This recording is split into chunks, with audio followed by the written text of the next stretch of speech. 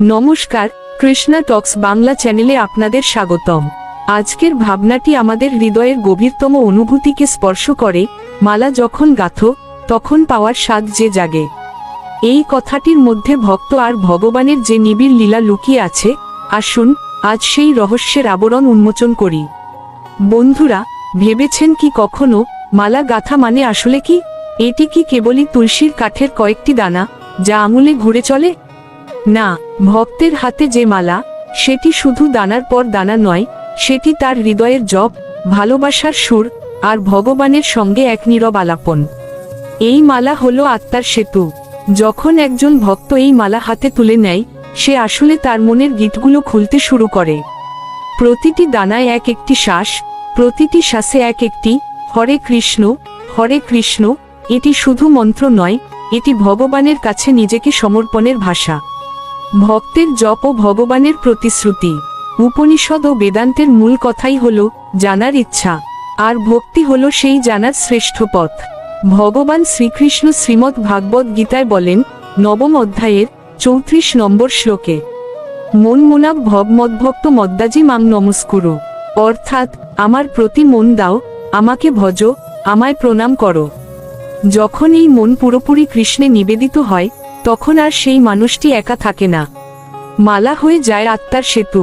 জপ করার সময় আমাদের মনে যে পাওয়ার স্বাদ জাগে, ভগবান সেই সাধকে কখনো ব্যর্থ হতে দেন না। আমরা শুধু একদিকটাই দেখি, আমরা ভাবি আমরাই তাকে খুঁজছি, কিন্তু ব্রহ্মবৈবর্ত পুরাণে উল্লেখ আছে, ভগবানও প্রতিক্ষণে আপনাকে খুঁজছেন। আপনি হয়তো তুলসীর মালা গাচ্ছেন, আর তিনি গাচ্ছেন আপনার জীবন, আপনার দুঃখ, আপনার আনন্দ, আপনার অশ্রু, আপনার হাসি, সব মিলিয়ে এক অনন্ত প্রেমের মালা। শ্রীমদ্ভাগবতে 10ম স্কন্ধের 2য় অধ্যায়ের 34 নম্বর শ্লোকে বলা হয়েছে, যত স্মরণে যত শ্রবণে তত শুদ্ধি। যতবার ভক্ত নাম জপ করে, ততবার ভগবান তার হৃদয়ে বাসা বাঁধেন। আপনার প্রতিটি জপ যখন তার কানে পৌঁছায়, তিনি তখন আপনার জন্য ফুল তুলতে শুরু করেন। একটি ফুল আপনার বিশ্বাস, একটি ফুল আপনার প্রেম, আর একটি ফুল আপনার বিরহ। তিনি গাচ্ছেন সেই ফুলে আপনার জীবনমালা। বিরহের রহস্য, চঞ্চল বুলবুল ও প্রেমের দর্শন। আমাদের আজকের ভাবনার মূল অংশে ফিরে আসি। মালা যখন গাঁথো তখন পাওয়ার স্বাদ যে জাগে, আর তারপরই আসছে সেই চরম সত্য, সেই গভীর রহস্য। বিরহে কাঁদে যখন আরো ভালো লাগে, পেয়ে তোমায় যদি হারাই, দূরে দূরে থাকি গোতাই, ফুল ফুটায় যাই গো চলে যেমন চঞ্চল বুলবুল। তুলসীদাসজি রামচরিতমানসে সন্ধ্যার্ত স্কন্ধের 7ম অধ্যায়ের 13 নম্বর শ্লোকে বলেছেন, রাম নাম মুনি দীপ ধরু, জনে জগ মম ধাম। ভগবানের নামই সেই আলোর প্রদীপ, যা সকল অন্ধকার দূর করে। আপনার জপ সেই আলো, আর এই আলো যখন জ্বলে ওঠে, ভগবান তখন আপনার নাম গাঁথেন। কিন্তু তিনি কি সবসময় কাছে থাকেন? না। ভগবান শ্রীকৃষ্ণ শ্রীমদ্ ভাগবত গীতায় বলেন, 14 অধ্যায়ের 16 নম্বর শ্লোকে, যে যো জাংতাং তান্ত্রপশ্যতি তস্য তস্যাচ্চ হম প্রজানামি। অর্থাৎ, যে যেমনভাবে আমায় স্মরণ করে, আমি তেমনভাবেই তার কাছে প্রকাশ হই। আপনি তাকে যেমন ভাবেন, তিনি তেমনই হয়ে ওঠেন।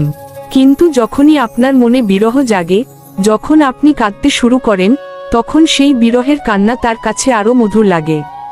কারণ বিরহ হলো প্রেমের বিশুদ্ধতম পরীক্ষা ও পরিমাপক। হারানোর ভয়েই ভালোবাসাকে পূর্ণতা দেয়। মহাভারতের ভীষ্ম পর্বের 4র্থ অধ্যায় বলা হয়েছে, ভক্তিরহিত ধর্ম কেবল আচার। অর্থাৎ, ভক্তি ছাড়া ধর্ম নিশ্চিত। আর এই ভক্তিকে সজীব রাখার জন্যই ভগবান কখনো দূরে যান না, শুধু আড়াল হন, যাতে আপনি তাকে নতুন করে খুঁজে পান। এই সামান্য আড়ালই আপনার পাওয়ার সাধকে শতগুণ বাড়িয়ে দেয়। ভক্তিরসে বিরহের নব ব্যাখ্যা, মাধুর্যময় বিচ্ছেদ। আমরা ছিলাম ভক্তি প্রেমের সেই চরম শিখরে। আমরা জেনেছি, এই বিরহের রহস্যই হলো প্রেমের গভীরতম মাত্রা। আসুন আজ সেই রহস্যের আরো গভীরে প্রবেশ করি। ভগবান কেন চঞ্চল বুলবুলির মতো আসেন, ফুল ফোটান, আর উড়ে যান? প্রেমের পূর্ণতা মিলনে নয়, বিরহের প্রতিগায়। এই প্রসঙ্গে শ্রীচৈতন্য মহাপ্রভু এই ভাবকে বিপ্রলম্ভ ভাব বলেছেন, যুগায়িতং নিমেষেন চক্ষুষা প্রাবৃষায়িতম, শুনায়িতং জগৎ সর্বং গোবিন্দ বীরহেন মে।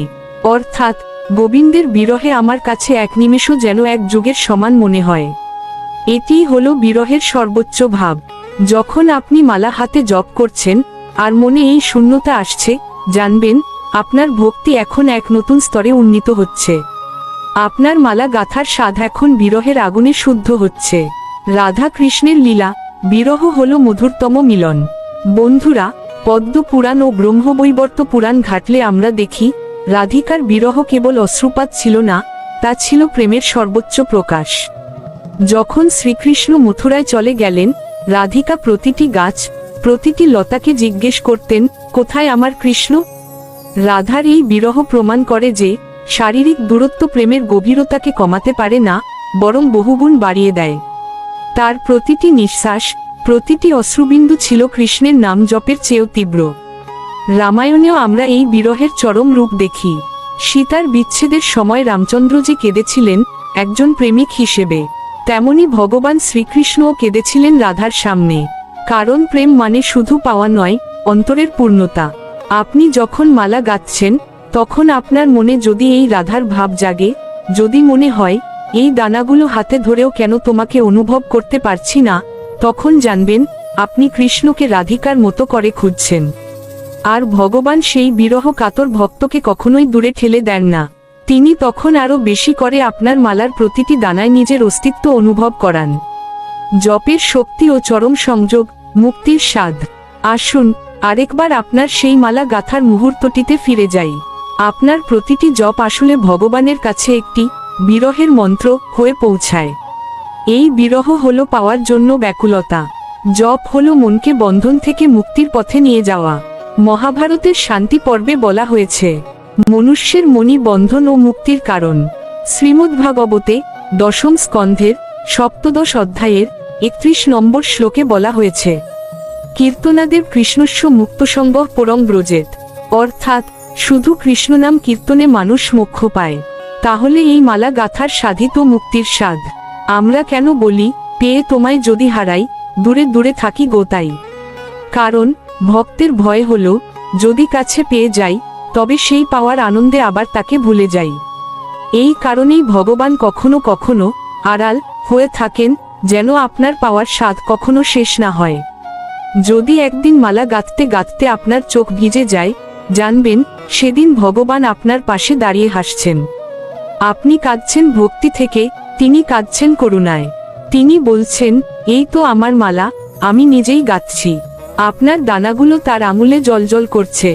ভগবান শ্রীকৃষ্ণ শ্রীমদ্ ভাগবত গীতায় শেষ অধ্যায় ৮ম অধ্যায়ের ৭৮ নম্বর শ্লোকে চূড়ান্ত আশ্বাস দেন, যত্র যোগেশ্বর কৃষ্ণ যত্র পার্থ ধনুর্ধর।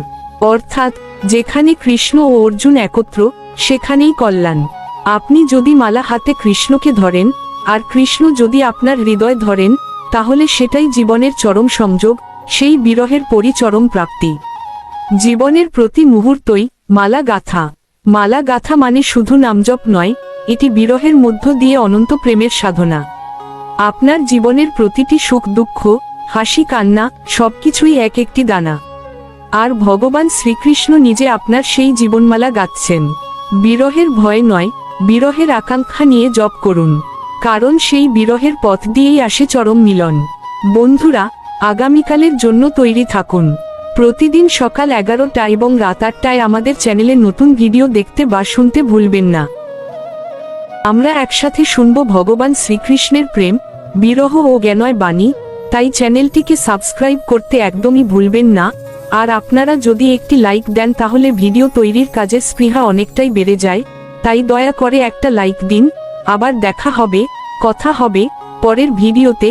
সকলের উপর ভগবানের কৃপা বর্ষণ হতে থাকুক। হরে কৃষ্ণ।